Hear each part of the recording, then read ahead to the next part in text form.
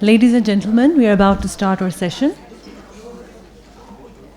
Book launch, The Begum, a portrait of Rana Liaquat Ali Khan by Deepa Agarwal and Tahmina Aziz.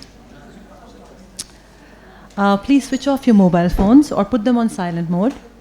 There will be a question and answer session at the end of the discussion. We would appreciate if complete silence is observed while the session is in progress. Our moderator for the session today is Muneeza Shamsie, media head of Kashaf Foundation, working on microcredit for women. She has also been appointed chairperson.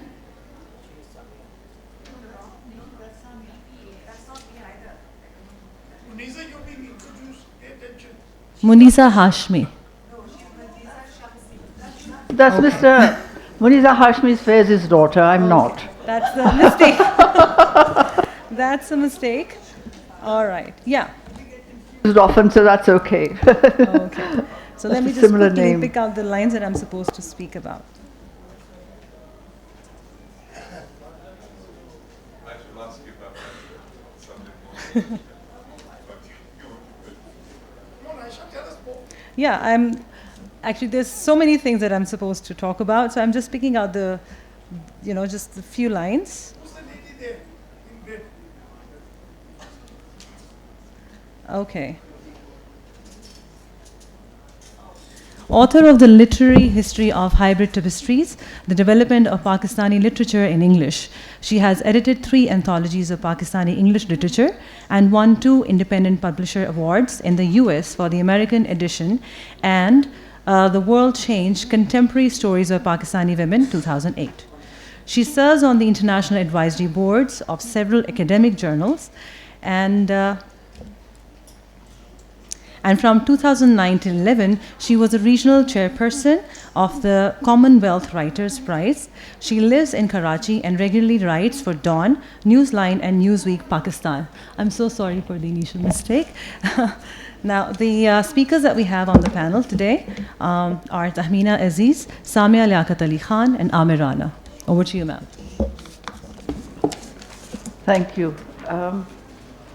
The speaker's name, we're all in the book, so I'm going to give you a very brief introduction to all of them. They're all very distinguished people. It's a great pleasure for me to be here with all of them. On my left, there's Tahmina Aziz. She is the author of this book, The Begum, the portrait of Begum Rana Liaquat Ali Khan, and there is Samia Liaquat Ali Khan on my extreme left. And she is the group head of a poverty alleviation fund, and she is the granddaughter of Begum Liaquat and the daughter of her younger son Akbar, who is here with us today, which is really very lovely. Come all the way from Karachi. And on our right is Mr. Muhammad Amir Rana, and he's a writer and a very well-known distinguished journalist and columnist. Oh, well, what can one say about this filming? Hello, I'm sorry for this confusion. Just a few words about the book. Begum Rana Liaquat Ali Khan was, as you all know, a towering figure in Pakistan's history, a women's rights activist, humanitarian, educationist, economist, diplomat, governor. Her work was marked by strong professionalism. In her speeches, she described indifference as a most deadly and corrosive vice, and she said, "The inborn virtue of any social worker is the inborn sensitivity to human life, a sensitivity capable of development and action." She did not allow personal tragedy to mar her vision, and when she had power, she used it to a greater end. She once said to me in an interview, "I was certainly not a prime minister's wife. I was a social worker." The Begum is a rare, unusual, and riveting biography of Begum Rana Liaquat Ali Khan. The co-authors, Tahmina Aziz in Pakistan and Deepa Agarwal in India, have drawn on unique resources in their respective countries to create a narrative, the first ever to provide an informed account of her remarkable life before and after partition. The book's first section, A Human Dynamo, is written by Deepa Agarwal and draws on hitherto unexplored documents, including the unpublished diaries of Begum Saab's grandfather and her father. And it provides insights into Begum Liaquat Ali Khan's early life and the social, cultural, historical and political backdrop to the influences which forged her, including her childhood in Almora and her education in Lucknow, where she was the only girl in her MA class at Lucknow University. She went on to become a professor of economics in Delhi and converted to Islam to marry Nawabzada Liaquat Ali Khan.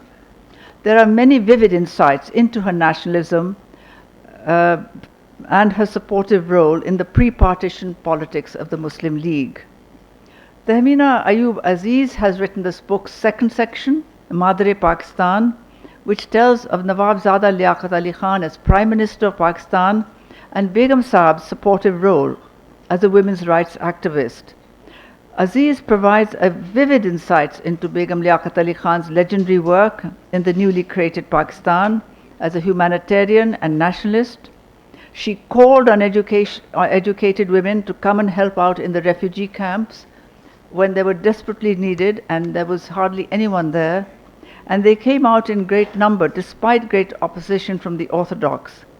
She set up APWA, craft centers, industrial homes for women, literary programs for girls. She established a federation for nurses, a women's army corps, a women's naval corps, a women's national guard, and was given the military rank of brigadier. In 1951, Nawabzada Liaquat Ali Khan was assassinated. Aziz describes Begum Saab's astonishing courage and how she picked up the pieces with two young sons, Ashraf and Akbar, to look after, and how she continued to work tirelessly for the empowerment of women in Pakistan, which included the drawing up of the Family Laws Ordinance passed by Ayub Khan, the establishment of the Home Economics College in Karachi, and educational institutions in Lahore, Peshawar, Quetta and Dhaka. She also accepted the appointment of Pakistan's ambassador to the Netherlands and later Italy, and was our first woman diplomat.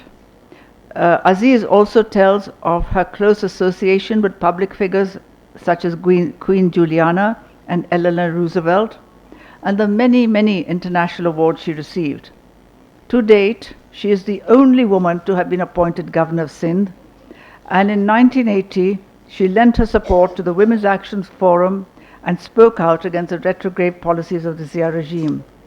The book is framed by an excellent introduction by Namita Gokhale and an afterword by Leila Haroon Sarfaraz, who became president of APWA in 2005 and has a long family association with the Liaquat Ali Khan family. I would like to add that the book is the brainchild of Namita Gokhale.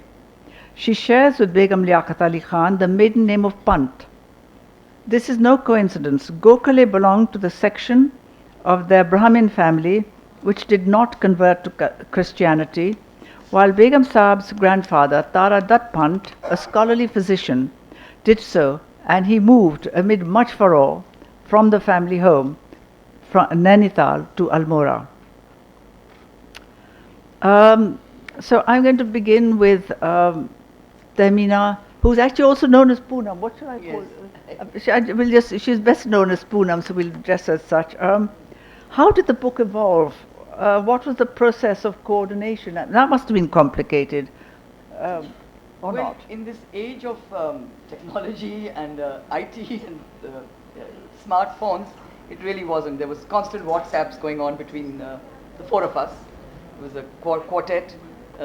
Basically Namita, the architect of the project, and our editor Ranjana Sengupta, who was based in the Penguin, whose husband incidentally was High Commissioner here for several years, Mr. T.C. Raghavan. And the fourth most important element was the lady who wrote the book with me, Deepa Agarwal.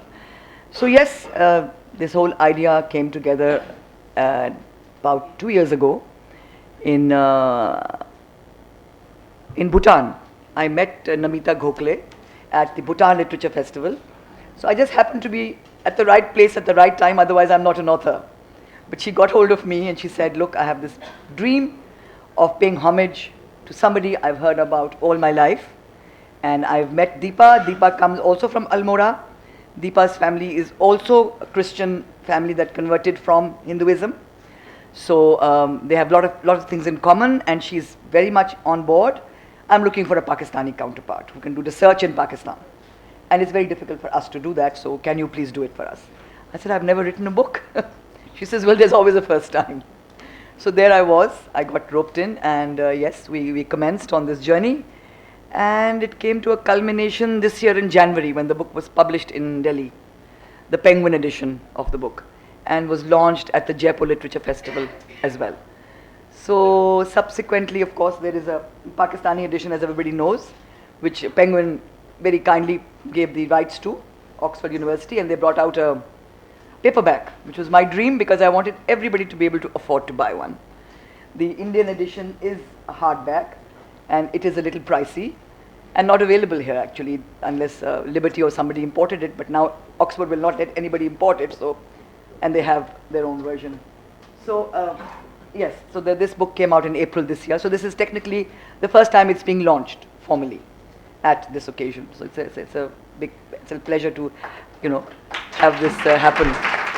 So as you were yes, if you could just develop in the process of writing it, and then what resources, and you know, how you did see, it sort both of us had a lot of handicap in that sense because there were really very limited resources. About Nawabzada Liaquat Ali Khan, yes, there were books about him, autobiographies and information, correspondences and so on. So from there one tried to glean as much as one could. But about Begum Sahiba, there was not really much written formally. It was her speeches somewhere, a little biography somewhere, little bits of information, meeting with the family members, getting whatever I could from them. So Deepa, of course, and I shared whatever we could of information, whatever I would get hold of, I'd pass on to her, which was useful to her, and similarly she would come back to me. So there was a lot of collaboration on that because our data was so limited, primary data and secondary data. So yes, she was able to go to the family home where Begum Sahiba was born, yes, and meet with the grandnephew who was still alive till last year. He's passed away, I think this year in fact. So she was able to see the diaries and a lot of other data from the family records, which he was able to share with her. So she was able to put that in the book. But yes, the data was limited, and we had a lot of, and yet we were able to put something together in terms of a book of information. Your sources in Pakistan were the family and yes, family and publications of the Apwa mainly Apwa publications. Mr. Rana, can you give us your view of the book and Begum Saab's vision? Yes, first when I enter in the room, I felt a bit outsider when I saw the many friends and colleagues of the Khan family who knows well the Begum Sahiba and Qaid-e-Millat. But later I realized that there more youngsters are interested to know about the founders of the country. Sure. So I'm representing the back seaters of this room. For me and maybe for them, the Begum Sahiba is one of the great inspiration, not for her contribution for the women empowerment, what she had contributed in the diplomacy of Pakistan. She was among the architecture of Pakistan. But one important aspect which inspired me a lot about her vision and how she conceived the Pakistan, which was somehow compatible with the vision of the Qaid-e-Azam. This was inspiring, and her contribution to achieve this, and especially the one part which was quite amazing for me, that she had played a very important role in the family laws of Pakistan, which been introduced in 1961, and at that time these family laws consider one of the the modern laws introduced in any Muslim society. And her recommendation incorporated in this, I think still for many Muslim countries, they are dream for. I'm familiar with the similar cases in few East Asian countries, mainly in Indonesia. They are still struggling with the issues of polygamy and other issues. But with her efforts, this issue being addressed somehow in 1961. This is quite important for me. And she repeatedly, whenever I got her quotes, whether speeches or the quotes from her interviews Tahmina had did, or the Agarwal with her family, that about the vision of Pakistan, she and her husband, the Qaid-e-Millat, the Qaid-e-Azam, conceived Pakistan as a democratic and secular state. But this dream wasn't easy for them to construct of. Even when she had established the Atwa and she was doing her relief work in the refugees camps, and they were the conservatives, the orthodox, they were criticizing her role, and then the Qaid-e-Millat himself in a public gathering addressed and defend her.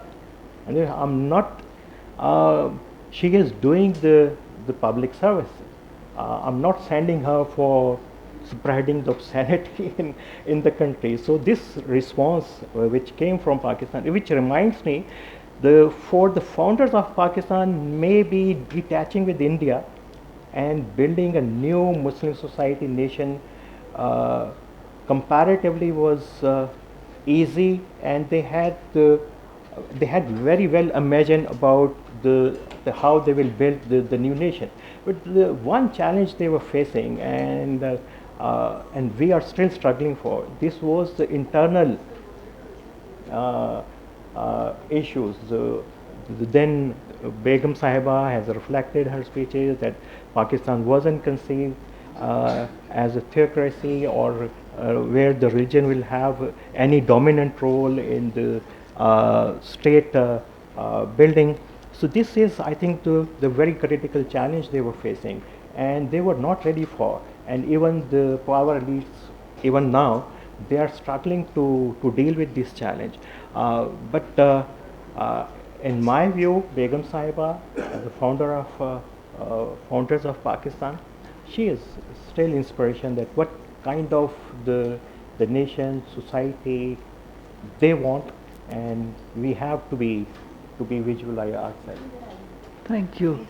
I want Samia, can you give us your view of the book? Did it offer you new insights? I mean, well, for one thing, what is it like to read about your grandmother in this way? Because you also know her as a grandmother and a public figure. And then what is her significance of her work and her life and her times, and how did that impact you? Yes. Thank you, Auntie Muneeza. Yes, I think I saw the book with some trepidation, and I thought, okay, now I need to read about my grandmother, and what more am I going to learn about her that I don't maybe know from our family talk and the lots of newspaper articles and the things that you see all around you at home, which remind you of your grandmother. So I was like, okay, I wonder how this book is going to be. And I have to say, I was enchanted when I started reading this book, because it brought me a person who I knew as my grandmother, but I didn't know so many of these small details about her life, especially her early life in Almora, when she was helping her mother. They would go in and they would go to the needy families, and this was something that she wanted to do from a very young age. That was to go and help other people, and it struck a chord with me, because even I guess from a young age I've always wanted to do something of service within this country, and the fact that was there within her, it wasn't something that she took upon her after she got married or after partition. It was something very much always within her a genetic predisposition towards this social work, as she called it, and it really brought to me the fact that there is, maybe whatever it is, genetics, blood, that there is something that passes down from generation to generation. These are the things that you can't really, they're not the physical as such. These are senses and ideas and emotions that come down through generations. So I was really, quite, I just wanted to keep on reading the book, and I know I had to catch a flight, I think to Karachi or whatever, and I thought, okay, so I'll take the book with me and I'll start reading it. And I was completely sort of, 2 hours later, I was like, okay, I've still got a little bit more of the book to read, so I need to get home and read it. One of the things I liked the way they did it was the fact that there is still not much information. So as Poonam was saying, is that, some of the diaries of her parents or family members, and then what is written about her in other biographies. What was so beautifully done was the link between her life and what was happening in India at the time, politically and economically, and it was very interesting to see how they had placed her within this broader panorama of the political movement that was happening and was starting. And there was kind of reference to what was happening not only with the Congress but with the Muslim League, and where the how she was kind of, some of her work and some of the opportunities she had to interact with members of the Muslim League and of the Congress, and that is how these relationships are being created. And for me, that was really extremely inspiring and interesting. And one of the things that really came across to me, because when in my family, sort of I listen to other families and I hear a lot about tradition, and all of these traditions that have been handed down over generations, and these are traditions that one must keep and hold. And I always used to think to myself, in my family, we don't seem to have these kinds of traditions, and what happened? How come we don't have these traditions? And when I read this book, I realized it's because my grandmother broke pretty much every tradition or every rule in the book, and that is fantastic because she was creating new pathways. So whether it was, the fact that she decided to go and do her MA in economics, and she was the only girl in a class full of boys, and she was doing her master's in economics, and they were all laughing at her, and she was like, well, I'm still going to go ahead and do it, whether people want me to, whether my family wants me to do. So she had an unconventional life, right? And then when she married my grandfather, she decided, okay, I'm going to embrace Islam, and this is my new life, and with my husband, and she took it upon herself to understand her new religion and study it, and yet not be sort of constricted or constrained by what others saw, or what other Muslims maybe might have thought of the religion. And I think, like Amir was talking about, the fact that there was this whole side, this ultra-conservative side, but she adopted Islam, and she understood it in a way that she really engaged with it through her heart, I think, and not through just the traditions or those elements of it. So I think for me, that was that whole break with tradition. I feel, because I feel I also have a bit of an unconventional life. So I really, again, it speaks to my heart, and it makes me feel a lot closer to my grandmother. Well, that's lovely.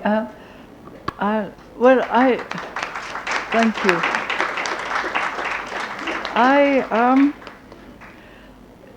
In the book, it comes out, one of the things that comes out is how supportive Miss K. Miles, Billy as she was known, was to Begum Saab. And even when her husband was shot, I mean, her father was so worried, what will happen to Rana? And he said, but Billy is with her. Can you tell us, when I ask these questions, you want to pick up points from each other, please do, but can you tell us about the importance of Billy, or what was Billy to her? How did she take this role? I don't know if I can really throw much light, because there's written about it. Yes, but there's very little about Billy. Billy actually was somebody, K. Miles, yes, was somebody who came with her in 1947, but they became close to each other much before that. Yes. She was principal of the Isabel Thoban, I think, was it school or college? Karamat, I think. Karamat before that, yes. and she actually then decided just to come with her. Yes. They were also together in Calcutta, I think, when Begum Sahiba was doing her training for education, you know, the MA in education that she was doing. So that's when they were together as well. And then when she, in 47, she flew with her on the same plane. So, but you know, whenever there is any writing about Begum Sahiba, there isn't not much there is about K. Miles. Yes, true. And I remember the first time I saw a photograph of hers was sent by Samia's cousin Rana from Lahore. A picture of, I think, the two boys in her lap in Rome. And they were like small. I mean, or was it Rome 62? Who were the children? I think it was them. It was you, 62? Would you be already born? No. Who was it? Anyway, because in 62 she left Rome. And there were two children in her lap, and she's a beautiful round-faced lady. And I immediately sent it to India, the picture. I said, oh, we have a picture of hers finally. This is what she looks like. Because they hadn't seen her. Oh, I see, okay. Yes, of all the other author, editor, nobody had idea about what she looked like. We had a little book called The Dynamo in Silk, Yes, that's which right. she had written about Begum Sahiba, Yes. and which then featured in one of these big publications of the Apwa of Begum Sahiba's speeches, starting with this little biography or homage to Begum Sahiba by K. Miles. Very well written, summarizing her life up to 1962, basically. I think K. Miles was, from what we gathered later, a Welsh person by origin and had moved to India at a very young age. And then subsequently she died and was buried in Karachi in 1973, I think, is when. And Begum Sahiba actually, for her, she was family. Yes, she when was. the husband died, that's who she, was with her all the time and gave her a sense of home.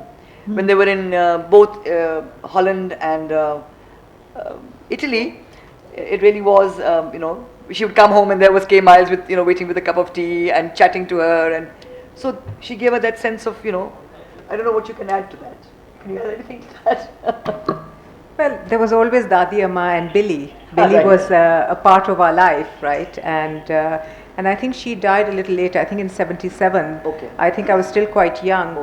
but she was always, at the birthday parties. Like one knew Billy was like my second grandmother in a sense. And I know what my father tells me of Billy was that she brought them up when my grandmother was so involved in the politics of the time, right? When you move, you've got a new country and you're out day in and day out, and you're looking at the refugee crisis, and you're trying to do so much, and you're supporting your husband.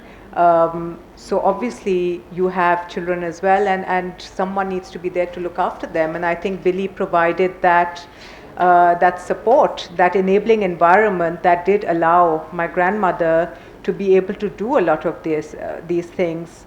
These days we still talk about, can women have it all?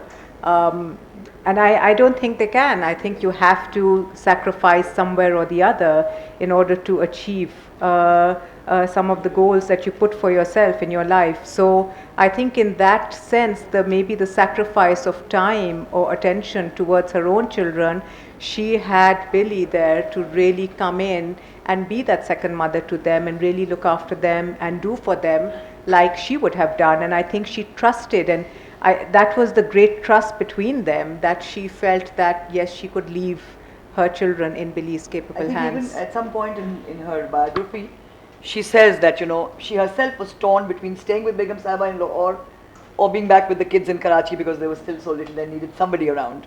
So she was playing this double role all the time of, being her companion and also being a second mother to the children, to the boys, who were not that little but still needed guidance, I guess, and to be watched over.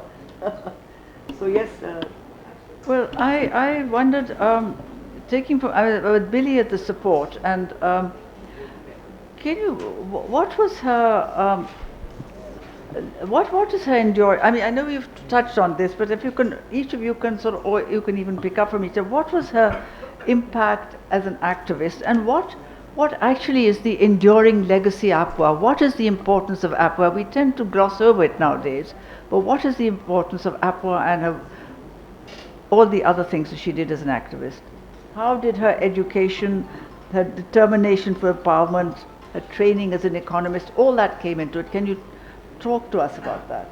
Okay, you see, basically, of course, her main thesis in life was that you have to have education and a career and some sort of economic base on which to place yourself as a woman. So yes, that was her own. She was a role model herself. As you know, she took her life into her own hands at a young age, and she said, "I'm going to do it." In spite of all opposition or family tradition, she went ahead and did her masters in economics, something unusual at that time. And then when she got the chance, she told all the women that this is what you have to think about. And even when she was as Samia was talking about her becoming Muslim and trying to learn about Islam, she always believed that you have to keep a balance between the two, that a woman must think about herself and her own state in society, but at the same time, if she's a mother or a homemaker, she mustn't break that tradition or that rule. So there must be a balance in the two, and that's what she advocated and always spoke about also. As far as APWA was concerned, of course, APWA was the first ever platform that was created to bring women together. So for the first time, women knew that makes so much sense to have unity, and when you have unity, then you can oppose and stand up for issues. The family laws are an example, where as way back as 1961-62 under Ayub Khan, they all got together and said, "Look, we don't know, but you have to do this." And there was a lawyers group within the APWA who formed the draft and put it under Ayub Khan's nose and said, "Sign it." So it became an ordinance.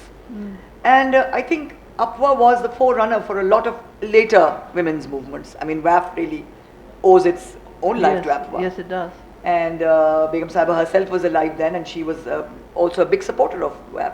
Short of coming with placards on the road, because she was now quite aged, she really supported WAF all the way in her living years. Unfortunately, APWA has not maintained a kind of forward role, forefront of societies at the moment. It's still a welfare society that does a little bit of economic empowerment, a little bit of training, and of course a lot of health facilities, providing health both through mobile services and centers. So yes, they have that role to play, but I think that a lot more could have been done out of APWA, not just that one Women's Action Forum. Well, I suppose they've given birth to other little ones, yeah. But there's so many more organizations. That's true. That's true. In Lahore, in Karachi, there are smaller ones. You're right. Yes. I mean, I don't know. That's just my opinion. Do you have about her enduring achievements and her? Yes, I mean, I think APWA. So really, in a sense, it's a legacy of leadership.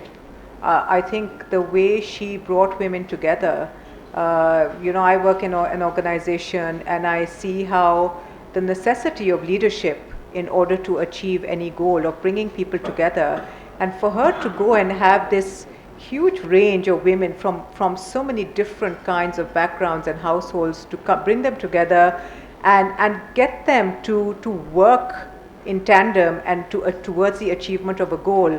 It's a hugely difficult task, and every time that I have spoken with many ladies who were members of APWA, it always, and who knew her personally, it always amazes me that each one of them was like, when they speak of my grandmother, it is with this love and this sort of real, like, she got us to believe, and she was the one who brought us all together and made us do what we are doing now, and we've continued to do even after her death.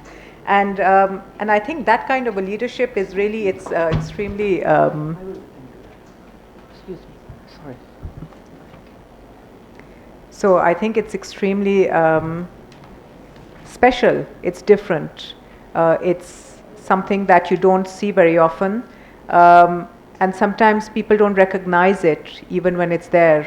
And I think for me, the more I look, the more I read about her, the more I think back and I see of her achievements, I think there was something there. Not anyone could have just come brought together this huge diversity of women, brought the government on board. I mean, every, she was down to, I think, the district commissioners and their wives, bringing them all in. So you had members of the bureaucracy, you had members of government, you had women from all different kinds of households, just, mothers and daughters coming out and saying that, yes, okay, we are all coming together and we want to work on this platform with you.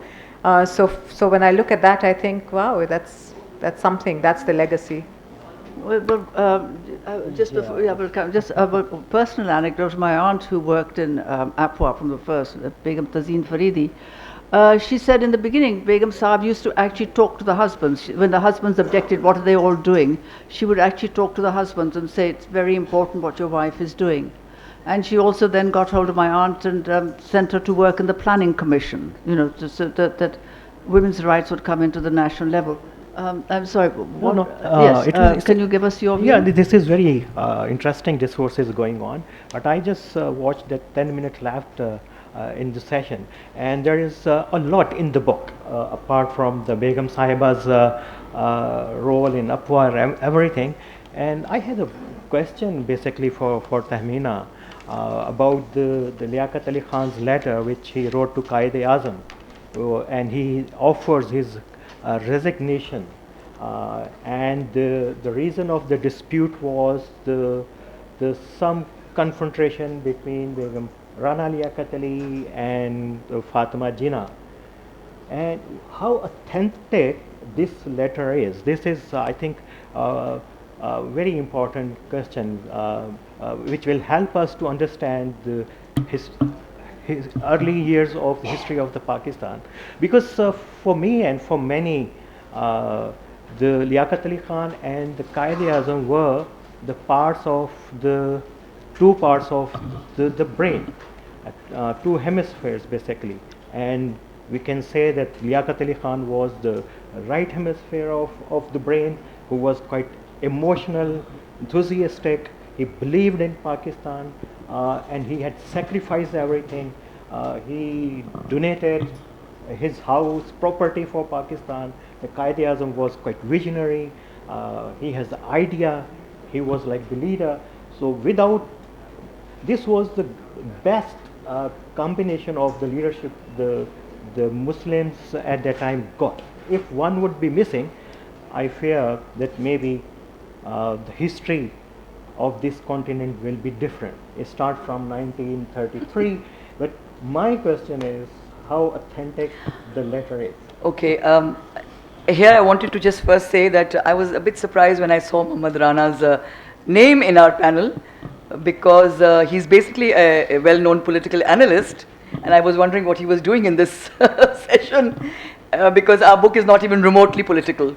It touches upon things here and there, but just very fleetingly. And this particular incident was also brought in basically because she was facing this dilemma when Nabzada Sahib was assassinated, whether she will stay in the country or she will go back. There was in people's minds. So that's why I felt the need to recount this particular incident where there had been a falling out between the two families, unfortunately. Now, yes, the letter is a letter, so anybody could have written that. But K. Miles' memorandum on the letter actually explains the letter and the background. So there is a little doubt about the authenticity of the letter. Now, the point is what led to it. Little matters, small matters, very silly matters, in which then the two men decided that they would not let women come into between their relationship and their friendship. And that's where it ended. But then, later I recounted also how Begum Sahiba's large personality did not allow that to influence her decision when President Ayub asked her to come and campaign against Begum, Miss Jinnah. She said, no, I would never do that, because I'm right now a government servant, I'm an ambassador abroad, and I speak for the whole nation. I can't stand up and talk about one person against the other. So I'm afraid I'll have to decline that. So that's the story of the letter. Yeah, because it was discovered in 2005, and I was thinking it may help to understand, because there's a lot of controversies being around when the Qaeda-e-Azam was in Ziyarat, and it's briefly maybe it was one of the source of this narrative which been developed by few historians in Pakistan. Well, I mean, I think that's we're getting a bit, diversified because Yeah. I mean, I put it that into is perspective, yeah, She why has I- dealt with it in that book, and we can't go into rumors because we Yeah, can't. it becomes very because murky. because that is. We don't a want to co- talk about those things. No, it's not. That's because people we tend to go in for rumors and believe rumors rather than actually go in for an analysis, and it's really not part of this book. But two very quick questions before I open it out to the audience. One is what was her achievements as a diplomat, and what was her role and achievements as a governor? Or anyone wants to answer this? Do you remember her as a governor to start off with? You might was a diplomat.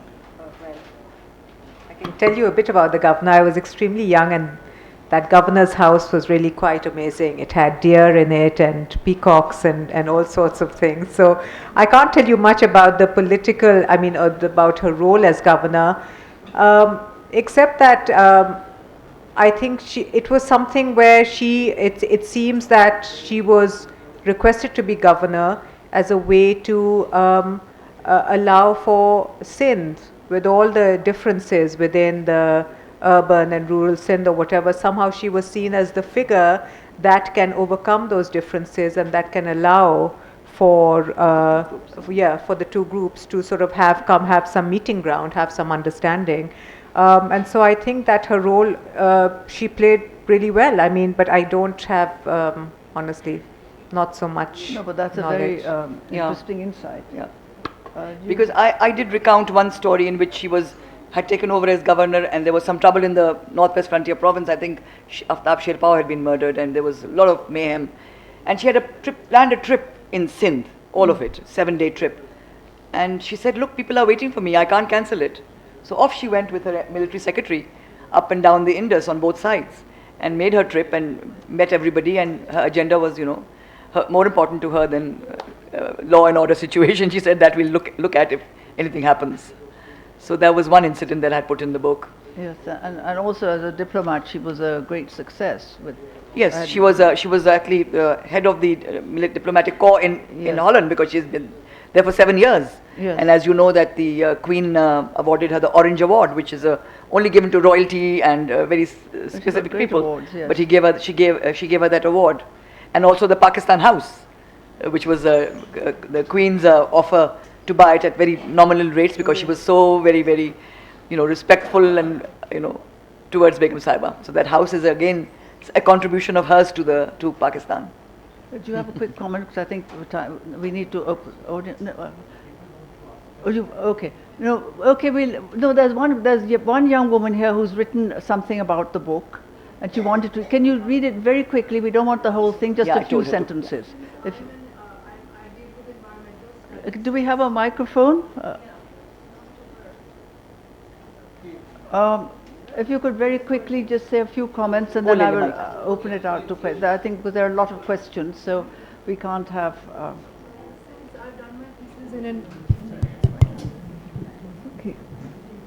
Since I've done my thesis in environmental studies, so this one quote really caught my attention, where Begum Saab lives in Almora. She says, "When is Almora going to improve? The hill women will particularly strong because of their nutritious diet. I miss Almora." Shanti Cottage, fusion of the traditional Kumao and colonial architecture, was a comfortable sprawling structure with stone walls. It looked down into a valley that sloped sharply to the glistening waters of the Vishwanath River, where the cremation ground also lay. So basically, the whole idea was that while she wanted the women to progress and while she wanted development to come to these rural women, at the same time she was afraid that urbanization would sort of take away from the beauty of Almora. Its beauty lied in the fact that it was on top of a mountain and it was a remote village, and maybe which is why she probably misses Almora, because with urbanization come a lot of environmental problems, and it's just that sometimes you have to forgo change, sometimes you just have to, sort of forgo urbanization sensitively handled, for a natural environment to flourish. So this one quote I really liked, and then there was another quote. Unfortunately, the writer who wrote that first part, she could not come because of the Pakistan-India tensions right now. Otherwise, she was all set and geared up to come. Right.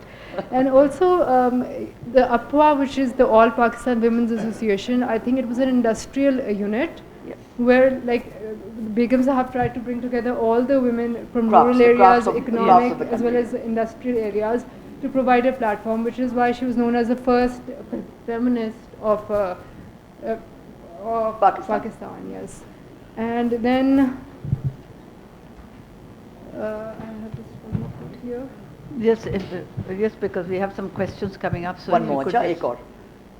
Yes, and then you mentioned about Begum Sahab's marriage to Liaquat Ali Khan. You mentioned that it was difficult for her to adapt to she had to convert to Islam, and her father opposed to that decision by her. But where it comes from Daniel Punt himself, because he also converted.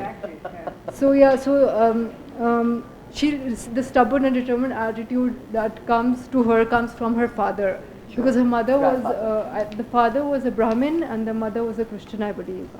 Correct me if I'm wrong. So I quote, Irene was not the first person in the family to take a step as radical as this. Rana was a well-educated woman with a mind of her own, far ahead of her times, as many of her speeches and public statements demonstrated. So basically, her parents brought her up in an unusual manner. She was given the liberty of studying at the best schools of the time, and the mother always focused on moral values and of compassion and kindness, as she used to help different people who were poor or who were needy. So combination. So a combination of both qualities. Thank you, and thank you very much. I'm sorry, I would like to hear more, but there are other questions. One here and a gentleman over there afterwards. Thank you. And okay, you must, afterwards. Okay. Thank you very much for doing this. I think this is a gift for the younger generation, especially. My question is that APWA is sometimes seen as doing good things for women, but then there is a strand which has done very politically aware work, and I believe that that was led by Begum Sahaba and later by Jahara, Begum Shahnawaz. Before, because she came before. Begum Jahara was before Begum Sahaba. Well, no? Together? She became the president afterwards? No, I don't mean in APWA only. In general, they were there. The political movement. Yeah, I mean, she was in the Constituent Assembly, and Rana, Begum Sahaba was in many other roles. But then when you study APWA, you have these different strands and you have influences of different leaders. Can you tell us a little bit more about the political activities as opposed to the other work of APWA, and how much was it influenced by Rana Liaquat Ali? You see, the political activity I think that you're talking about preceded 1947 and immediately after 47. Yeah, starting 50 onwards mostly. But I think when Begum Sahaba took over, I don't think she was into sort of doing anything overtly political. I feel, from whatever I've read of her personality. And it was basically to train women and to, first of all, provide welfare, because it was a bad situation after the 1947 riots and so on. And then the training in industrial homes and creating infrastructure to, have marketing of all these products. And so I don't know, I mean, when the United Front was created, this one subgroup from APWA was created. I just wanted to know those dynamics. I'm not even aware of it, and neither is Muneeza, who's an encyclopedia on this period and on Begum Sahaba. Not really an encyclopedia. On Begum Sahiba's life also, much more than any of us. No. Thank you. Okay. Just 1 minute. Just one. Thank you. Go ahead. August 15th August 1947. Calcutta and she Mrs. all there. I mean, I remember so well. Salman Rahim's mother. father, my mother, Mrs. Abbasi and all, we started off, and they used to go to refugee camps every day, report to her, and all, you know, like I just remember her so well, I can't tell you. She ran it like an army. No, and not only that, then I went and stayed with her in Rome when she was ambassador there. And I was there 4 days, and she said to me at the end of the thing, you know, that she had that person who used to take me around. Billy Miles. Billy said, you know, child, I put 16 flavors of ice cream for you. As Begum Liaquat told me you like ice cream. But you've eaten one. In 4 days, you've eaten one of those things. She loved indulging children. She loved birthday parties, organizing them, and yes. You didn't eat them. So I remember those personal things about her. Because I was there in 1947. Very loving. And his mother, my mother, and so many women used to run to their refugee camps. And, you know, in fact, my mother brought 2 girls to the house that I'm going to adopt them. And my father said, I've got 4 daughters already. You know, let's give them a home when they don't have daughters. So, you know, just remember her personally. Wonderful. Thank you so much. Wonderful. That's very nice.